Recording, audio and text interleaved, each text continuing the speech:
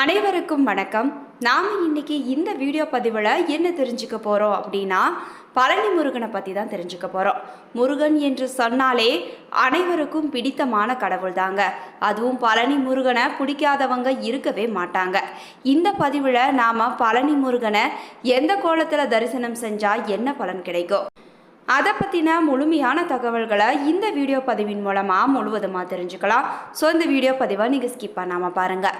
மேலும் இந்த வீடியோ பதிவை நீங்கள் லைக் பண்ணுங்கள், ஷேர் பண்ணுங்கள், கமெண்ட் பண்ணுங்கள். மறக்காமல் நம்மளுடைய சேனலை சப்ஸ்கிரைப் பண்ணுங்கள். கூட இருக்க பெல் பட்டனையும் மறக்காமல் கிளிக் பண்ணுங்கள்.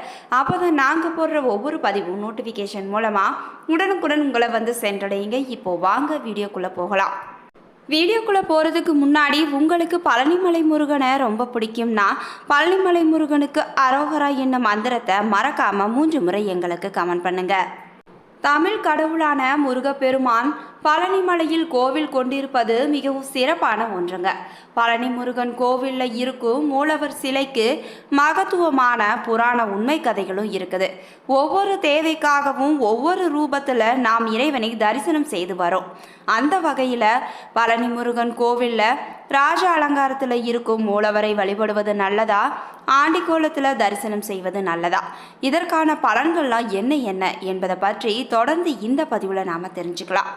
பக்தர்களாகிய நாம் இறைவனை தரிசிக்கும் போது சாதாரண கோலத்தில் இருப்பதை விட அலங்காரம் செய்த பின்பு கண்குளிர தரிசனம் செய்வதை தான் அதிகம் பேர் விரும்புகிறாங்க. ஒரு மனிதனால் செய்ய முடிந்த விஷயம் அனைத்திற்கும் இறைவனின் துணை கிடைக்க ராஜா அலங்கார தரிசனம் செய்யலாங்க. திருமணத்திற்கு வரன் பார்க்க செல்கிறோம் என்றாலும், திருமணம் நிச்சயமாகிவிட்டது என்பதாலும் பத்திரிகை கொடுக்கவும் ராஜ அலங்கார தரிசனம் நீங்கள் செய்யலாம். புதுமனை வாங்குவது, விற்பது, வீடு வாங்குவது, கட்டுவது, கிரக பிரவேசம் செய்வது போன்ற நல்ல நிகழ்வுகளுக்கும் நம்மால் எழக்கூடிய விஷயங்களுக்கு இறைவனின் ஆசீர்வாதம் கிடைக்க ராஜ அலங்கார கோலத்தை நாம் தரிசனம் செய்து வழிபடலாங்க. மனிதனால் முடியாத ஒரு சில விஷயங்களும் இவ்வுலகத்தில் இருக்குதுங்க. உயிருக்கு போராடி கொண்டிருக்கும் உறவுகளை காப்பாற்றும் எண்ணத்திலும் சரியான முடிவு எடுக்க முடியாமல் தடுமாறும் மனம் கொண்டவர்களும் ஆண்டிக்கோலத்தை தரிசனம் செய்து பலன் பெறலாங்க.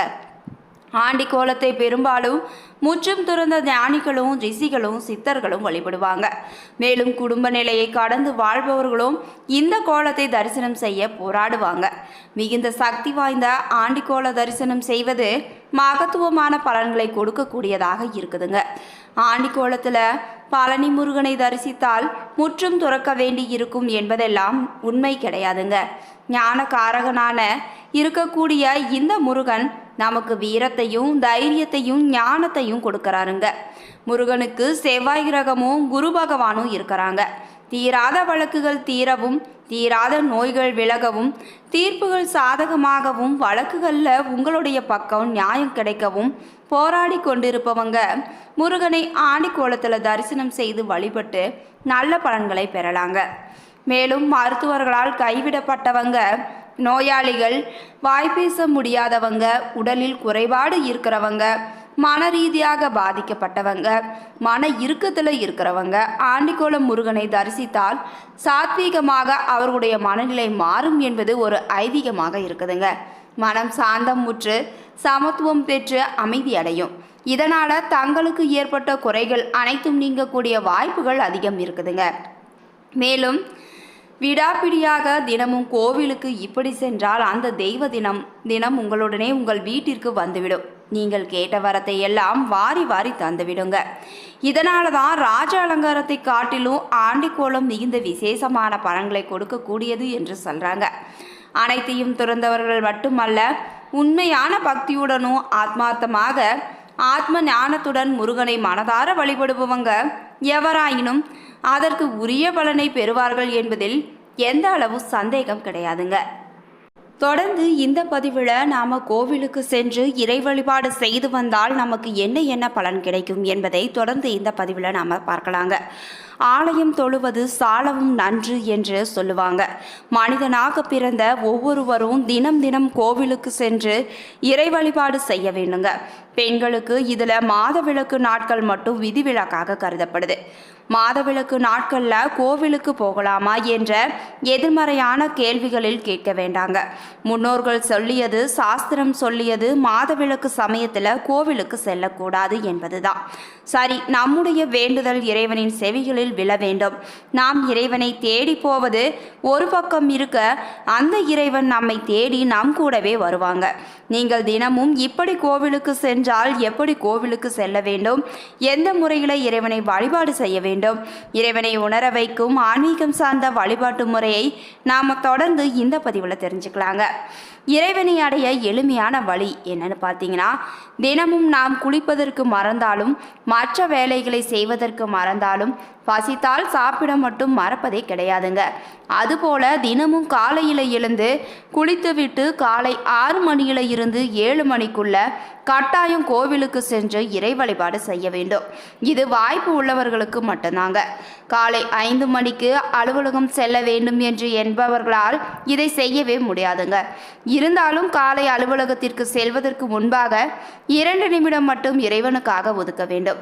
உங்களை இப்படி பரபரப்பாக வேலைக்கு செல்ல வைக்கும் இறைவனுக்கு கட்டாயம் நன்றி சொல்ல வேண்டுங்க. அது உங்களுக்கு மேலும் மேலும் முன்னேற்றத்தை கொடுக்கும். காலையில இருந்து கோவிலுக்கு சென்று இறைவனை பார்த்து விட வேண்டுங்க. இப்படி தினமும் காலை 6 மணியிலிருந்து 7 மணிக்குள்ள நீங்கள் இறைவனை சென்று வழிபாடு செய்ய, உதாரணத்திற்கு 48 நாட்கள் இந்த பழக்கத்தை தொடர்ந்து மேற்கொண்டு வந்தால், 49வது நாள் நீங்கள் கோவிலுக்கு செல்லவில்லை என்றால், இறைவன் தினமும் வரக்கூடிய இந்த பக்தர் இன்றைக்கு வரவில்லையே ஏன் என்று யோசிக்கலாம். அந்த அளவிற்கு இறைவனுக்கும் உங்களுக்கும் இடையில நெருக்கமான ஒரு பந்தம் ஏற்பட்டு விடுங்க. நம்முடைய மனதிற்கு பிடித்தவர்களை பார்க்க சென்றால் எவ்வளவு ஆர்வமாக அவர்களுக்கு பிடித்த பொருட்களை வாங்கி கொண்டு செல்கிறோம். அதே போலதான் இறைவனையும் விரும்பி ஆசைப்பட்டு இஷ்டத்தோடு வழிபாடு செய்ய வேண்டுங்க. இறைவனுக்கு மிகவும் பிடித்த ஏதாவது ஒரு பொருள், நல்லெண்ணெயில விளக்கு, வாசனை நிறைந்த பூ எதுவுமே கிடைக்கவில்லை என்றால் கூட ஒரே ஒரு வாழைப்பழம், ஒரு கொய்யாப்பழம் என்று இறைவனுக்காக சமர்ப்பணம் செய்துவிட்டு, வழிபாட்டை செய்துவிட்டு, வேண்டுதலை வைத்துவிட்டு வந்து பாருங்க. உங்களுக்கு கிடைக்கக்கூடிய மனநிறைவு என்பது வேற லெவலாக இருக்குங்க. அதன் பிறகு வீட்டிற்கு வந்த நீங்கள் சைவம் சமைப்பது, அசைவம் சமைப்பது, மற்ற வேலைகளை பார்ப்பது எதுவாக இருந்தாலும் மறுநாள் காலை எழுந்து சுத்தபத்தமாக குளித்துவிட்டு கோவிலுக்கு போய்விட்டு வழிபாடு மேற்கொண்டு விட வேண்டும். இதுதான் உங்களுடைய வாழ்க்கையை நல்வழிப்படுத்துங்க. இந்த பழக்கத்தை நீங்கள் செய்வதோடு மட்டுமல்லாமல் உங்களுடைய குழந்தைகளையும் நீங்கள் செய்ய சொல்ல வேண்டும். தொடர்ந்து இப்படி இந்த வழிபாட்டை மேற்கொள்ளும் போது ஒரு நாள் இல்லை என்றாலும் ஒரு நாள் அந்த இறைவன் உங்களை நெருங்கி விடுவாருங்க. மேலும் அந்த இறைவன் உங்களுடன் உங்கள் வீட்டிற்குள் நுழைந்து விடுவாருங்க. பிறகு உங்களை அறியாமலேயே ஒரு இறை சக்தி உங்களுக்குள்ள வந்துவிடும். இதை சொல்வதன் மூலம் யாருக்கும் புரியாதுங்க. அதை உணர்ந்தால்தான் புரியும். உங்களுக்கு இறை நம்பிக்கை இருந்தால் இதே போல வழிபாட்டை மேற்கொண்டு பாருங்க. பெரிய பெரிய கஷ்டங்கள், குழப்பங்கள் எல்லாம் உங்களுக்கு நிச்சயம் வராதுங்க. மேலும் உங்களுடைய மனதானது பக்குவம் பெறுங்க. நான் சாமியை இப்படி விழுந்து விழுந்து கும்பிட்டால்தான் சாமி நமக்கு அருள் தருமா என்ற சந்தேகம் நிச்சயம் இறுதியில் எல்லோர் மனதிலும் இருந்திருக்கும். அப்படியெல்லாம் கிடையாதுங்க. வீட்டுக்குள்ளேயே இருந்து வீட்டுக்குள்ளேயே சாமி கும்பிட்டு வீட்டுக்குள்ளேயே இறை வழிபாடு செய்தாலும் நேர்மறை ஆற்றல் நிறைந்த அந்த கோவிலில் போய் ஒரு 5 நிமிடம் உட்கார்ந்து சாமி கும்பிட்டு தான் பாருங்களேன். கிடைக்கும் மன நிறைவுக்கு கோடி ரூபாய் கொடுத்தால் கூட ஈடு இணை ஆகாதுங்க. முருகனின் அறுபடை வீடுகளில் பழனி முருகன் கோவில் 3வது படை வீடாக கருதப்படுது. இந்த கோவில் 2000 ஆண்டுகள் பழமை வாய்ந்த மிகவும் பிரசித்தி பெற்றதுங்க. இந்த தலத்தின் மூலவர் நவபாசானத்தால் ஆனவர். போகர் என்ற சித்தர் இந்த தலத்தின் மூலவரை பிரதிஷ்டை செஞ்சிருக்கிறாரு. மேலும் உற்சவர் முத்துக்குமார சுவாமி இந்த கோவிலில்தான் தமிழகத்தில் முதலாக பக்தர்கள் வேண்டுதல்கள் நிமித்தம் அழகு குத்துதல் காவடி எடுக்கும் பழக்கம் ஏற்பட்டதுங்க. அதன் பின்னரே தமிழகத்தின் மற்ற கோவிலில் பக்தர்கள் மத்தியில் கடன் செலுத்தும் பழக்கமும் ஏற்பட்டது. பழனி முருகன் மலைக்கோவில் தரைமட்டத்தில் இருந்து 450 அடி உயரத்தில் இருக்குது. பக்தர்கள் 690 படிகள் கடந்து கோவிலுக்கு செல்ல வேண்டுங்க. பழனிக்கு ஆவினன்குடி, தென்பொதிகை என்ற புராண பெயர்களும் இருக்குதுங்க. தொடர்ந்து இந்த பதிவிழா பழனி முருகன் கோவிலுடைய வரலாறு பார்க்கலாங்க. நாரதர் ஒரு நாள் அரிதாக கிடைத்த ஞானப்பழத்தை சிவனுக்கு சாப்பிட கொடுத்தாருங்க. அப்போது அருகில் இருந்த பார்வதி தன்னுடைய மகன்கள் முருகன், விநாயகருக்கு பகிர்ந்து கொடுக்க விரும்பினார். ஆனால் சிவபெருமானே பழத்தை பகிர்ந்தால் அதன் தனித்தன்மை போய்விடும் என கூறி பழத்தை பெற மகன்களுக்கு ஒரு போட்டியை அறிவித்தாருங்க.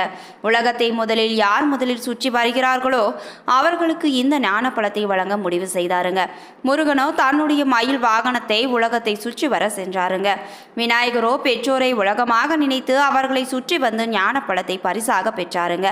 அதிர்ச்சியடைந்த முருகன் ஏமாற்றத்தை தாங்க முடியாமல் பெற்றோரை விட்டு பிரிந்து பழனி முருகன் கோவிலில் குடிபெயர்ந்தார். அன்றிலிருந்து முருகன் தங்கியிருந்த இந்த படை வீடு பழனி என அழைக்கப்படுகிறதுங்க. தொடர்ந்து இந்த வீடியோ பதிவு உங்களுக்கு பிடிச்சிருந்தா சப்ஸ்கிரைப் பண்ணுங்க. நன்றி நண்பர்களே.